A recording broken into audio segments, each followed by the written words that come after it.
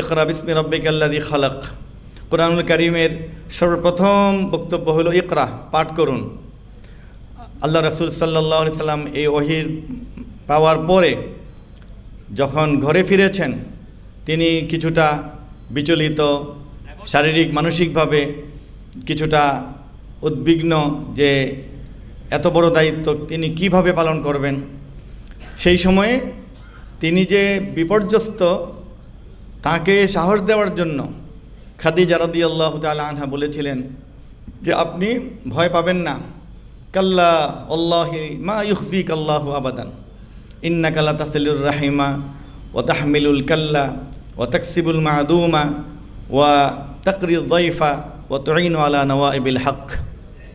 এই যে গুণাবলী আম্মা জান খাদিজা রাদিয়াল্লাহু তাআলা আনহা তাকে বলে তাকে সাহস দিয়েছেন যে আপনি নিশ্চিন্তে থাকুন, আল্লাহ তাআলা আপনাকে কখনোই ব্যর্থ করবেন না, আল্লাহ কখনোই আপনাকে আপনার কাজে বিপন্ন করবেন না, বা আপনার অসুস্থতা বা মৃত্যু ঘটবে না।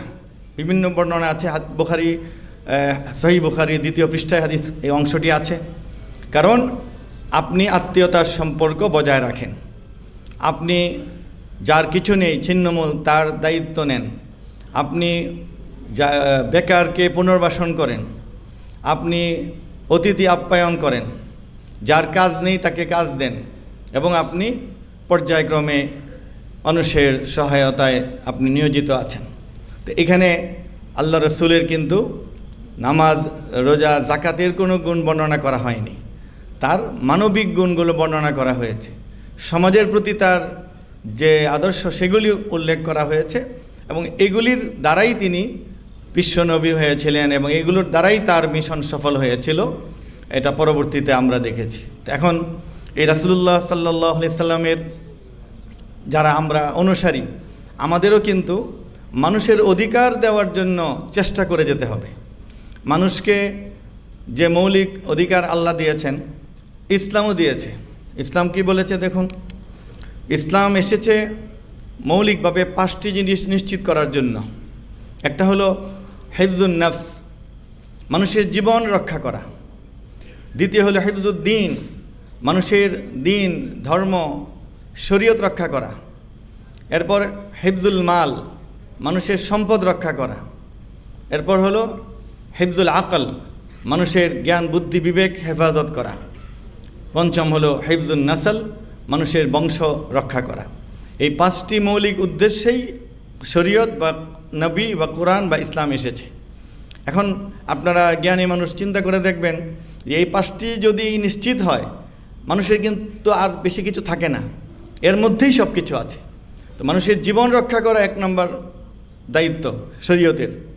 তো মানুষের জীবন রক্ষার জন্য যত বিধান এসেছে, মানুষকে হত্যা করা হারাম, বিচার বহির্ভূত হত্যা হারাম, তারপর যুদ্ধক্ষেত্রে যে নিয়ম নীতি আমাদের সম্মানিত প্রবন্ধকার অনেক সুন্দর করে উল্লেখ করেছেন যে একমাত্র রাসূলুল্লাহ সাল্লাল্লাহু আলাইহি সাল্লামের নির্দেশনাই প্রথম পৃথিবীতে পাওয়া গেল, যিনি বলেছেন যে যুদ্ধক্ষেত্রে যেখানে প্রতিপক্ষকে হত্যা করেই বিজয় অর্জন করতে হয়, প্রতিপক্ষকে ঘায়েল করেই যেখানে বিজয় এর ফয়সালা হবে, সেখানেও তোমরা নিজেকে নিয়ন্ত্রণ করবে এবং সেখানেও তোমরা মানবিক আচরণ করবে। কখনোই কোনো বৃদ্ধকে আঘাত করবে না, শিশুকে আঘাত করবে না, নারীকে আঘাত করবে না, এমনকি গাছপালা, বাগান, বাড়ি অগ্নিসংযোগ করবে না, এবং কোনো অন্য ধর্মের যে পুরোহিত, পাদ্রী, রাহেব তাদেরকেও আক্রমণ করবে না। তাহলে কত মানবিক ব্যবস্থা আল্লাহ রসুল দিয়েছিলেন, এবং সাহাবায়ে কেরাম সেটা অনুসরণ করেছেন বলেই তাঁর জীবদ্দশাতেই খুলাফায়ে রাশিদুনের 30 বছরেই বা আপনার 94-95 হিজরিতেই আমাদের ভারত পর্যন্ত আল্লাহ রসুলের দিন বা সিরাত বা শরীয়ত বা ইসলাম এই গ্রহণ করেছে, মানুষ গ্রহণ করে এখানে ইসলাম পৌঁছে গিয়েছে। রাসূলুল্লাহ সাল্লাল্লাহু আলাইহি সাল্লাম মানুষের অধিকার দিয়েছেন দেখে ইসলাম এত দ্রুত পৃথিবীতে এসেছে, এবং এত ষড়যন্ত্র মুসলমানদের বিরুদ্ধে যে পরিমাণ চক্রান্ত তখনও এখনও চলছে, অন্য কোনো ধর্মের বিরুদ্ধে চলে না। সারা পৃথিবীর সমস্ত শক্তি মুসলিমদেরকেই প্রতিদ্বন্দ্বী মনে করে। যেহেতু প্রতিদ্বন্দ্বী মনে করে, এই জন্য সাংস্কৃতিক আগ্রাসন, সাহিত্যের আগ্রাসন, সামরিক আগ্রাসন, গুপ্তচর বৃত্তি করা, এজেন্সি নিয়োগ করা, লোভ দেখানো, না ভয় দেখানো, কোনো না কোনোভাবে মুসলিম নেতৃবৃন্দকে দুর্বল করার জন্য হাজারো জাল ফাঁদ পেতে রাখা হয়েছে। সেইগুলি থেকে বের হয়ে আসা, সেগুলি থেকে সময় মতো ইউটার্ন দেওয়ার মতো জ্ঞান বুদ্ধি আমাদের অর্জন করতে হলে অবশ্যই সিরাত পাঠ করতে হবে। দেখেন, রাসূলুল্লাহ সাল্লাল্লাহু আলাইহি ওয়াসাল্লাম মক্কার নবুয়তের পর মক্কায় মুকাররমায় 13 বছর ছিলেন, কিন্তু 13 বছর তিনি যে পরিমাণ নির্যাতিত নিপীড়িত হয়েছেন, সাহাবায়ে কেরাম হযরত বিলাল রাদিয়াল্লাহু তাআলা আনহু, খাব্বাব ইবনে আরাত রাদিয়াল্লাহু আনহু এবং সুহাইব আর-রুমি সহ যারা যারা নিপীড়িত হয়েছেন এবং শহীদ হয়েছেন, সর্বপ্রথম নবীজির বংশের অর্থাৎ খাদিজা রাদিয়াল্লাহু তাআলা আনহার ছেলে হারিস ইবনে আবি হালা, খাদিজা রাদিয়াল্লাহু তাআলা আনহার আগের ঘরের সন্তানও কিন্তু নবীজির সঙ্গে এই বাড়িতে থাকতেন, তিনিও মুসলিম হয়েছেন। তারপরে তার মেয়ে হিন্দ, তিনিও মুসলিম হয়েছেন। তো খাদিজার পর যে তার সাথে আসা সন্তান নবীজিরই তো সন্তান। তো সেই হারিস ইবনে আবি হালা, হারিস আল্লাহ রসুল দ্বীনের দাওয়াত দেওয়ার কিছুক্ষণ পরে তিনি কাবা ঘরের পাশ দিয়ে যাচ্ছিলেন, তখন ওই রসুলের দুশমন যারা কাফের বাহিনী, সেই গুন্ডারা এসে ওনাকে প্রকাশ্যে পিটুনি দিয়ে কাবা ঘরের পাশে হারিসকে শহীদ করে দেয়। এই জন্য সিরাতের কিতাবে আছে যে ইসলামে পুরুষদের মধ্যে প্রথম শহীদ হলেন হারিস, আর নারীদের মধ্যে প্রথম শহীদা হলেন হযরত সুমাইয়া রাদিয়াল্লাহু আনহা। এখন সুমাইয়াকে হত্যা করেছে কোথায়? ওই আবু জাহেলের বাড়িতে। আর হারিস নিহত হয়েছেন কোথায়? কাবাগরের প্রান্তে। তো এই দুইজন শহীদের দ্বারা আপনার শাহাদাতের সিলসিলা শুরু হয়েছে। তো সেই রাসূলুল্লাহ সাল্লাল্লাহু আলাইহি সাল্লামের এত নিপীড়নের পরও তিনি যে 13 বছর কোনো যুদ্ধে অবতীর্ণ হন নাই, এর কারণ হলো কি? আল্লাহ তাআলা তাকে এভাবেই নির্দেশনা দিয়েছেন যে একটা পরিমাণ সময় ধৈর্য ধারণ করতে হবে, জনমত তৈরি করতে হবে, শক্তি সঞ্চয় করতে হবে এবং জ্ঞান বুদ্ধি প্রজ্ঞা আমল আখলাক তাকওয়া পরহেজগারিতে সমৃদ্ধ হতে হবে, এরপরে যুদ্ধ অবতীর্ণ হতে হবে। তা আমাদের বর্তমানে আমরা আমাদের বড়রা বলেছেন যে রাজনীতিও একটি জিহাদ, এখানেও তো অনেক কৌশল। এখন সশস্ত্র যুদ্ধ, রক্তক্ষয়ী যুদ্ধ কম হবে, এখানে ভোটাভুটিটাও একটা যুদ্ধ, আমাদের সংগঠন করাও একটা যুদ্ধ, এখানে জানমাল যে কোরবানি করছেন এটাও কোনো না কোনোভাবে আল্লাহ তাআলার যে বাণী, ইয়া আইয়ুহাল্লাযীনা আমানু হাল আদুল্লুকুম আলা তিজারাতিন তুনজিকুম মিন আযাবিন আলিম, এই আয়াতে যে বলা হয়েছে তুমিনুনা বিল্লাহি ওয়া রাসূলি, তোমরা জিহাদটি কীভাবে করবে, কাজটি কীভাবে করবে? আল্লাহ এবং রাসূলের প্রতি ঈমান আনবে। ওয়া তুজাহিদুনা ফি সাবিলিল্লাহি বিআমওয়ালিকুম ওয়া আনফুসিকুম, তোমাদের সম্পদ দিয়ে এবং জীবন দিয়ে সেই জিহাদটি করবে। এখন আমি দেখি বাংলাদেশে যে সংগঠনটি ইসলামী সংগঠনগুলোর মধ্যে সবার পরে প্রতিষ্ঠিত হয়েছে কিন্তু সবচেয়ে বেশি সম্প্রসারিত হয়েছে, সেই দলটি এই দুই বৈশিষ্ট্যের কারণেই এত দূর অগ্রসর হয়ে গিয়েছে। কি দেখেন, আমি যতটুকু আমার ঢাকাতে আছি বা আমার বন্ধুবান্ধব, যদি আমি সরকারি চাকরি করি কিন্তু অনেকের সঙ্গে আমার দেখা সাক্ষাৎ যোগাযোগ আছে। আমওয়ালিকুম ওয়া আনফুসিকুম, নিজেদের জান মাল দিয়ে বা সম্পদ দিয়ে আল্লাহর পথে জিহাদ করা, এই সম্পদটা বা দান করা, বিভিন্নভাবে আয়ানত দেওয়া, এই ক্ষেত্রে কিন্তু আমাদের এই সংগঠন অনেক অগ্রসর। আর জানের জেহাদ যখনই ডাক পড়েছে মাহফিলে এসে গিয়েছেন, 1 মিনিটের নোটিশে বাইতুল মোকাররমের চারপাশে সবুজ পাগড়ির একটা বিশাল দৃশ্য তৈরি হয়ে যায়। তো এই যে নিজের জীবন এবং সম্পদ দেওয়ার কারণে এই সংগঠন সবার পরে শুরু, সবচেয়ে এখন প্রসারিত হয়েছে, হাক্কানি হকের উপর আছে। তো এই জিনিসগুলি দেখা যাচ্ছে কি আল্লাহ রসুলের পথে অগ্রসর হলে এটি আরও বেশি বরকতময় হবে। আচ্ছা, এরপর মদিনা মুনাওয়ারা কি করেছেন? সেখানে গিয়ে তিনি প্রথম আউস এবং খাজরাজ, বনি কুরাইজা, বনি নযীর, এগুলো ইহুদি সম্প্রদায়, মুশরিকদের সম্প্রদায়, নাসারাদের কিছু অংশগ্রহণ আছে। প্রবন্ধকার উল্লেখ করেছেন সেই গোত্র এবং তাদের সঙ্গে আল্লাহর রাসূল সাল্লাল্লাহু আলাইহি ওয়াসাল্লাম একটি শান্তি চুক্তি করেছিলেন, একটি সংবিধান রচনা করেছিলেন। সেই সময় তাদের প্রতি তিনি নির্ভর করেছেন। খেয়াল করে দেখেন, নবীজির সুন্নাহ কিন্তু এটি। প্রথমে গিয়ে তিনি এককভাবে মুষ্টিমেয় মুসলমান নিয়ে রাষ্ট্র গঠন করেন নাই, করলে বাধাগ্রস্ত হতেন, তার হাতে নেতৃত্ব আসতো না, হয়তো আরও কিছু হতো, আল্লাহু আলাম। কিন্তু তিনি ওয়াহির মাধ্যমে ওমা ইয়ানতিকু আনিল হাওয়া ইন হুয়া ইল্লা ওয়াহয়ু ইউহা, আল্লাহর রাসূল কোনো কাজ কোনো কথা আল্লাহর হুকুম ছাড়া করতেন না। তো তিনি প্রথম গিয়ে আউস এবং খাজরাজ, সেখানে দুইটি পরাশক্তি ছিল, দুই বড় দল বা বড় শক্তি, তাদের সাথে তিনি একটি সন্ধি, একটি লিখিত চুক্তির মধ্য দিয়ে শুরু করেছেন, যাকে বলা হয় মদিনা সনদ। তো মদিনা সনদ এটা হলো যে রাষ্ট্রে মুসলিমের সাথে সাথে অনেক খ্রিস্টান আছে, ইহুদি আছে, অন্য ধর্মের লোক আছে, সেখানে প্রাথমিক অবস্থায় মদিনা সনদের আলোকেই রচনা করতে হবে সংবিধান, বা এরকম রাষ্ট্রগুলিতে মদিনা সনদ থেকে অনেক নীতিমালা গ্রহণ করতে হবে। কিন্তু যখন ইহুদিরা আল্লাহ রাসূল সাল্লাল্লাহু আলাইহি সাল্লামকে হত্যা করার গোপন পরিকল্পনা করল, পাহাড় থেকে পাথর গড়িয়ে দিয়ে নবীজিকে হত্যা করবে, এরকম চক্রান্ত করল, অর্থাৎ বিশ্বাসঘাতকতা করল। অন্য সম্প্রদায়ের মুশরিকরা তারা মক্কা থেকে এসে মদিনায় আক্রমণ করবে, বদরের যুদ্ধ হলো। এই পর্যায়ে এই চুক্তি অটোমেটিক বাতিল হয়ে গেল। মদিনা সনদ দিয়ে কিন্তু আল্লাহ রাসূলের 10 বছরের মদিনা শাসন হয় নাই, এটা আমাদেরকে মনে রাখতে হবে। কিছু মানুষ আবার এরকম বলে যে মদিনা সনদ দিয়ে আমরা সারা জীবন চলব। মদিনা সনদ দিয়ে সারা জীবন চলার জন্য নয়। মদিনা সনদ হলো সূচনায় বা প্রয়োজনে আমেরিকা যেখানে খ্রিস্টান বেশি, চীন যেখানে বুদ্ধ বেশি, আপনার রাশিয়া যেখানে অর্থোডক্স বেশি বা অন্য ধর্ম বেশি, সেখানে মদিনা সনদ থেকে নীতিমালা নিতে হবে। কিন্তু মুসলমানরা চলবে কি দিয়ে? কোরআন এবং সুন্নাহর আলোকে অন্য একটি সংবিধান রচনা করে, ঠিক কিনা বলেন? তো এখন এই যে বিষয়টি আমাদেরকে আল্লাহ রাসূলের সিরাত জেনে অগ্রসর হতে হবে। যখন তারা বিশ্বাসঘাতকতা করেছে তখন কিন্তু তিনি জেহাদে অবতীর্ণ হয়েছেন।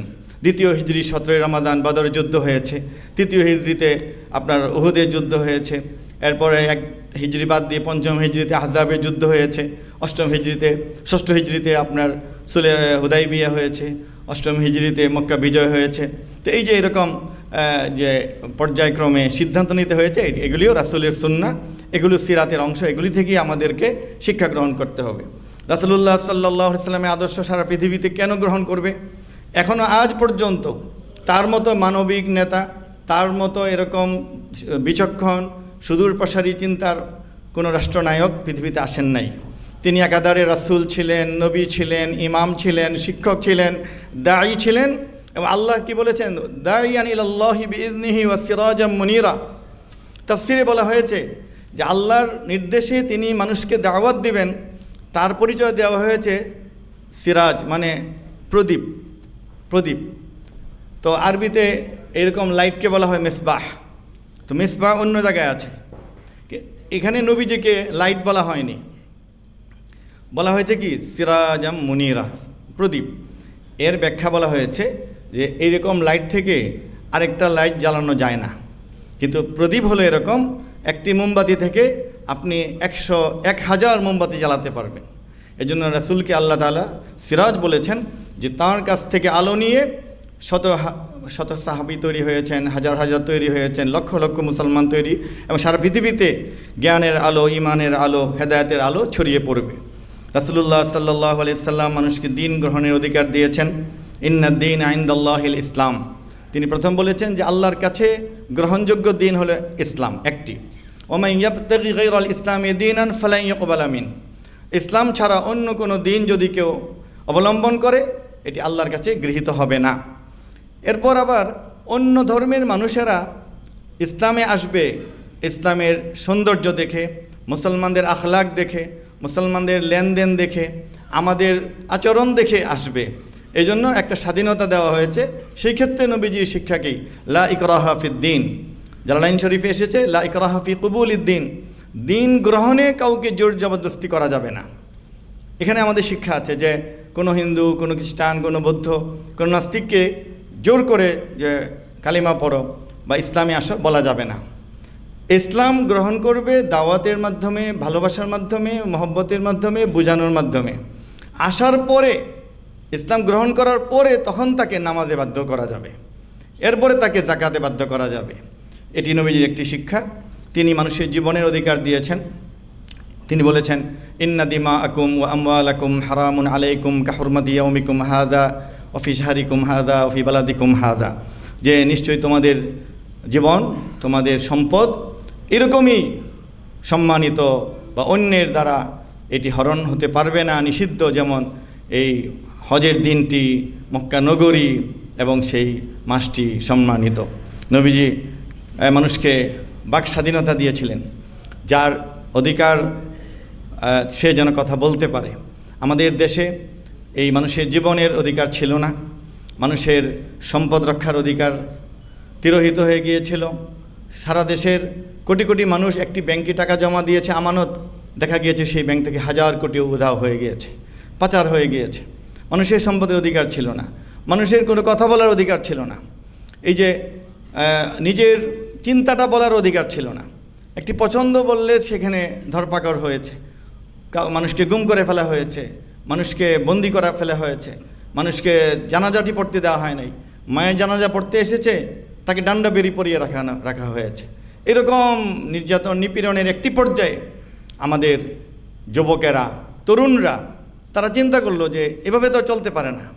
তারা একটি টার্নিং পয়েন্টের অপেক্ষায় ছিল এবং তারা একটি প্রেক্ষাপটের অপেক্ষায় ছিল। তারা নিজ নিজ চিন্তা থেকে, নিজের বংশ চেতনা থেকে, বংশীয় চেতনা থেকে, পিতামাতা দিনদার অথবা কোনো শিক্ষক দিনদার অথবা কোনো হাক্কানি পীরের মুরিদ হয়েছে অথবা কোনো ইসলামী ভালো দলের সঙ্গে যুক্ত হয়েছে অথবা কোনোভাবে সে কোরআন সুন্নাহর বয়ান শুনে তার মধ্যে চেতনাটি এসেছিল, যে কারণে দেখুন এই 5ই আগস্টের বিপ্লবে অধিকাংশ ছাত্ররা যারা প্রাইভেট বিশ্ববিদ্যালয়, প্রাইভেট মাদ্রাসা, কওমি মাদ্রাসা, তারাই জীবন দিয়েছে। ঢাকা বিশ্ববিদ্যালয়ে একজন ছাত্র শহীদ হয় নাই, কিন্তু বেসরকারি বিশ্ববিদ্যালয়ের ছেলেরা শহীদ হয়েছে। বেসরকারি বিশ্ববিদ্যালয়ের ছেলেরা লা ইলাহা ইল্লাল্লাহ পতাকা নিয়ে মিছিল করছে। নটর ডেম কলেজের মতো, যেখানে খ্রিস্টানদের তৈরি কলেজ, খ্রিস্টানদের নিয়মে চলে, সেখানে বিগত 15 বছরে তারা নিপীড়িত, নিষ্পেষিত হয়ে এক সময় তারা মুখ খুলেছে এবং তারা নামাজের জায়গা বের করেছে। তারা 5 ওয়াক্ত নামাজ আদায় করছে এবং সেখানে সিরাত মাহফিল হচ্ছে। বেসরকারি বিশ্ববিদ্যালয়গুলোতে শত শত ছেলে দিনদার হয়ে পড়েছে। এটি আল্লাহ করে দিয়েছেন। এই যে বিপ্লবটি হয়েছে, এর পিছনে আমি একটি টার্নিং পয়েন্ট দেখি যে বড় বড় দলগুলি অনেক সাধনা করেছেন, তারা জেল জুলুম খেটেছেন, শত শত মামলার মুখোমুখি হয়েছে, নিপীড়িত নির্যাতিত হয়েছে। একটি পর্যায়ে এসে আমাদের শাইখে চরমোনাই, তিনি বরিশাল সিটি নির্বাচনে মেয়র প্রার্থী হয়েছিলেন, বিজয়ের দ্বারপ্রান্তে ছিলেন। একসময় তার উপরও তারা বেয়াদবি করেছে, তাকে আঘাত করেছে। সেখান থেকেই আমার মনে হয় যে একটি টার্ন শুরু হয়ে গিয়েছে এবং বিপ্লবটা ঘুরে গিয়েছে এবং এরপরে যে একটি জলোচ্ছ্বাস তৈরি হয়েছে, এরপর থেকেই যে একটি জাগরণ তৈরি হয়েছে, আমার মনে হয় যে সেই জাগরণেরই ফলেই একটি চূড়ান্ত পর্যায়ে সেই আগস্টের বিপ্লবটি হয়েছে। এখন আমার অনুরোধ থাকবে, আপনারা আল্লাহ রসুলের সেই সিরাত থেকে এবং সেই আমাদের এই সিদ্ধান্তগুলি থেকে আপনারা প্রত্যেকেই আরও শানিত হবেন, প্রত্যেকে ঘরে ঘরে সিরাতের পাঠ নেবেন এবং আপনাদের অন্তত 1-2জন ছেলে মেয়েকে আলেমে দিন বানাবেন। প্রকৃত একাডেমিক আলেম না হলে নবীজির সিরাত, সাহাবায়ে কেরামের উসওয়া ভালোভাবে জানা সম্ভব নয়। এজন্য সিরাত পাঠ করে সাহাবায়ে কেরামের জীবন থেকে শিখতে হবে। কারণ একদল বলে যে শুধু কোরআন মানি, হাদিস মানি না, এদেরকে ইমানদার বলা যাবে না। যারা বলে শুধু আল্লাহ রসুলকে মানি আর সাহাবিদেরকে মানি না, তারাও ইসলাম খণ্ডিত করেছে। নবীজি বলেছেন মা আনা আলাইহি ওয়া আসহাবি, দিন কি আমি এবং আমার সাহাবিরা যেখানে আছে, কোরআন, এরপরে সুন্নাহ। নবীজি হাদিস বলেননি, তিনি কি বলেছেন? তারাকতু ফীকুম আমরাইন, আমি দুটি জিনিস রেখে যাচ্ছি, লান তাদিল্লু মা তামাসসাকতুম বিহিমা কিতাবাল্লাহি ওয়া সুন্নতি। উনি হাদিস বলতে পারতেন, হাদিস তো বলেননি। কিতাব মানে কোরআন এবং সুন্নাহ, এরপর হলে খুলাফায়ে রাশিদুনের আদর্শ। এই তিনটিকে ধারণ করে আমরা যদি আমাদের শিক্ষা, সংস্কৃতি, আন্দোলন, কর্মকাণ্ড, জেহাদ পরিচালনা করি, ইনশাআল্লাহ আমাদের এই বিজয় একেবারে চূড়ান্ত লক্ষ্যে পৌঁছবে। আমরা যেন আর কারো প্রতি নির্ভরশীল হতে না হয়, আমাদের যেন আমরা নিজের গতিতে এগিয়ে যেতে পারি। ইসলামী শক্তি যেন এক সময় বাংলাদেশে শাসন ক্ষমতার 1 নম্বর আসনে বসতে পারে, যেন ট্রেজারি বেঞ্চে বসতে পারে, সেই জন্য ঐক্য ধরে রাখার জন্য আহ্বান জানাচ্ছি। ওয়া আখিরু দাওয়ানা আলহামদুলিল্লাহি রাব্বিল আলামিন।